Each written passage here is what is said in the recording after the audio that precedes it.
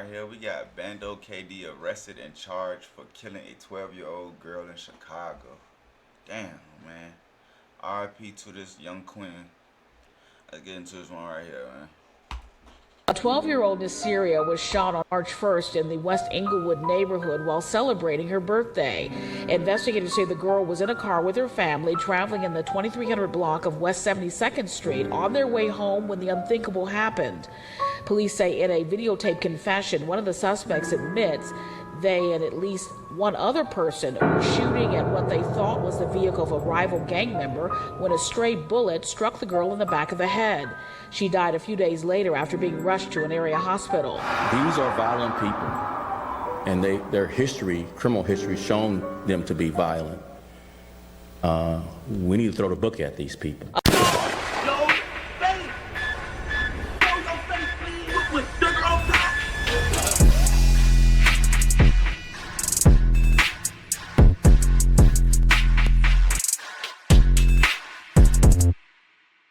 Hey, what's up, y'all? Y'all know my slogan.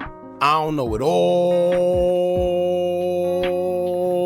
but I know what I've been through. Now, before we get into this video, make sure you check us out on Patreon at www.patreon.com/hookah_anonymous. You guys been telling us to create one for the longest, so we recently created a community where we will upload videos that we can't share on YouTube due to their guidelines. We'll also be dropping the latest to there first, behind the scenes information that you wouldn't find anywhere else on our socials. So make sure you become a member, and after you do that, head over to our official Instagram page at hookah_anonymous and follow us there. Now without further ado, let's get into what you guys came here to see.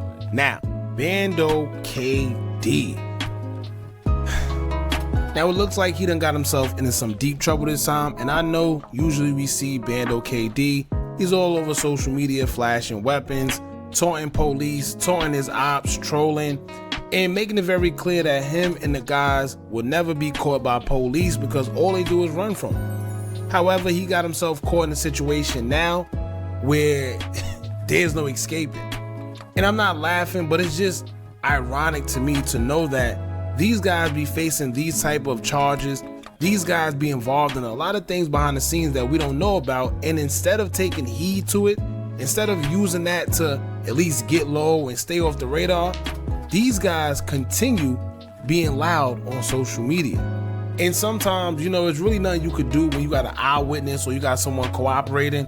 It's not too much you can do. However, you're just digging a bigger hole by being seen on social media, trolling ops, acting like you involving yourself in crimes, flashing weapons. It just makes everything that much complicated. Now in this case with Bando KD, he's being accused with two others of being the guy that's been involved in a crime where a 12-year-old was shot and unalived back in 2022 as she was celebrating her birthday. And she wasn't just shot and unalived, she was shot in her head. So just think about it. The girl was 12 years old. She lost her life because she was shot in the head, or because she was involved in something that had nothing to do with her, or because allegedly Bando KD and these other two guys made one of the worst mistakes that costed them their life. And it's crazy because you would have thought, like I said earlier, that with them knowing that they may have had involvement in that whole situation, allegedly, they would kind of try to lay low because they know that it's a possibility that them people are coming for them. Like a 12-year-old losing her life, being shot in her head on her birthday, you could almost guarantee yourself that them people will be investigating and they are coming. Not to mention, these guys was caught on camera. Literally two of them was caught on camera, and the eyewitness came out and cooperated with law enforcement and told them everything they knew, which led to these arrests happening that we're seeing. Despite the release of surveillance video showing the attack and promise of a $15,000 reward for information leading to an arrest, the case finally broke nearly 8 months later following an anonymous tip from the community. None of that in the beginning generated any leads. So the really pivotal point is we received an anonymous witness from the community.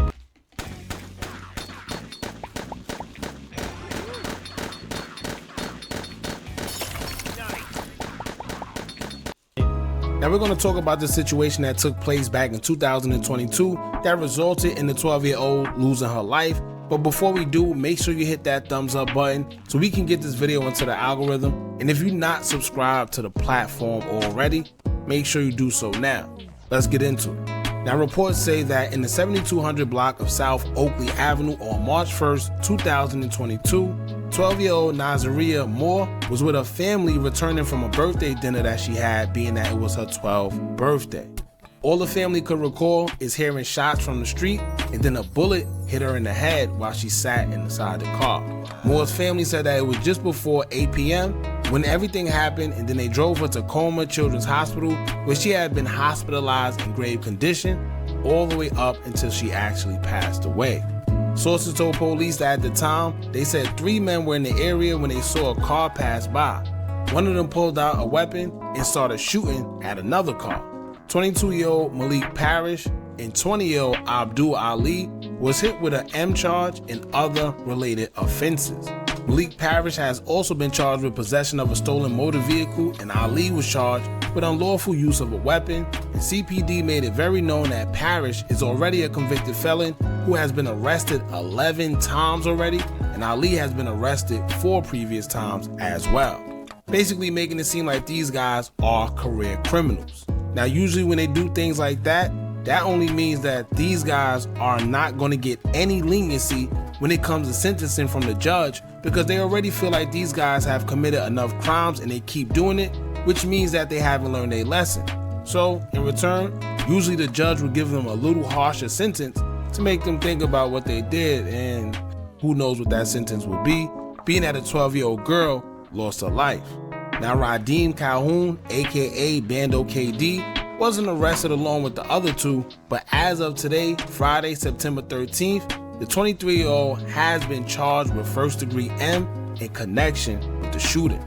Now it hasn't been very clear on how they know that it was him or why they feel that Bando KD had any connection to the shooting. However, I'm sure 9 times out of 10 it's either surveillance or somebody is cooperating. Now a first-degree warrant was issued for Bando KD's arrest, and after he was arrested, CPD will release a statement saying, quote, "The above offender was arrested by members of the Chicago Police Department and the Great Lakes Regional Fugitive Task Force on September 12, 2024 in the 7500 block of South Normal. He was identified as an additional offender who, on March 1st, 2022, shot and unalived a 12-year-old female in the 2300 block of West 72nd Street in 8th District. The offender was placed into custody and charged accordingly. No additional information is available at this time." Now it's been rumored that whoever shot at the car, because once again they're innocent until proven guilty, all of this right now is allegations, and these are just the charges that they are being. It'll be different if you go to jail, do your time, get life, and you be known for a hitter, but you known for killing a little girl, man, a bystander. Like, man, hit with. It's up to them to pretty much fight the case, and I guess whatever happens at the end to prove their innocence, it just is what it is.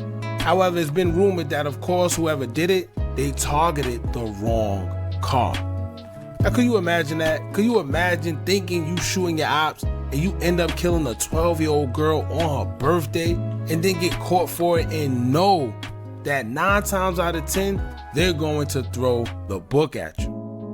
Now, of course, we don't promote violence, right? However, let me say this. It's one thing to catch one of your ops lacking and you end up taking their life because y'all was at war. And it's a situation where it's either take a life or yours will be taken. Then it's understandable when it comes from that perspective, because at least you got your target, and if you get caught, then it's like, well, at least, I did what I had to do for me. But imagine being in the streets all this time, doing what you're doing, avoiding ops and police, only to take the life of an innocent 12-year-old and then get caught. It's like you literally about to spend the rest of your life in jail, all because of a mistake. You ain't even hit your intended target. Instead, you took the life of a child. So whoever did it, because like I said, they're innocent until proven guilty. Whoever did it, and if it is them, they got to be kicking themselves in the head right now, because that got to be one of the worst crash outs of all time. And at first I was going to say, maybe it was the type of weapons they using these days with the switches and, it's kind of uncontrollably. These guys can't aim. It's not like they go to the range or anything. They just shooting. But then again, it's not even that. It's not like they were shooting at their intended target and then happened to hit an innocent bystander. No. They mistakenly shot at a car that had nothing to do with nothing. That's the worst part. Now, could it be the drugs? Could it be liquor? Could it be whether they was under any type of influence, or maybe they just made a mistake? But now that one mistake is gonna cost them their life. Now, when it comes to these guys getting charged, what happened is they said that in a news clip, they got an anonymous tip. The police got an anonymous tip, right?